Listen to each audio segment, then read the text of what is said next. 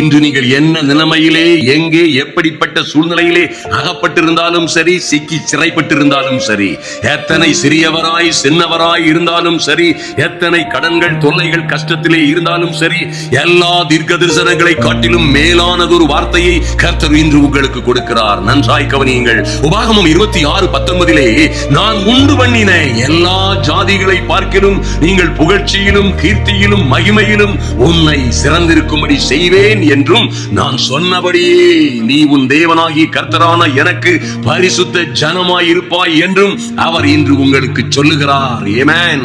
அன்பு சகோதர சகோதரிகளே, இதை மிஞ்சின தீர்க்க தரிசனமே கிடையாது.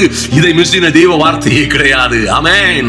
தேவனுடைய வார்த்தைகளுக்கும் பிரமாணங்களுக்கும் கட்டளைகளுக்கும் கீழ்ப்படிந்து தேவ பிள்ளைகளாய் இருக்கிற உங்கள் காரியம் இப்படித்தான் இருக்கும். நீங்கள் இப்படித்தான் எல்லா ஜனங்களை பார்க்கிலும் புகழ்ச்சியிலும் கீர்த்தியிலும் மகிமையிலும் சிறந்திருப்பீர்கள்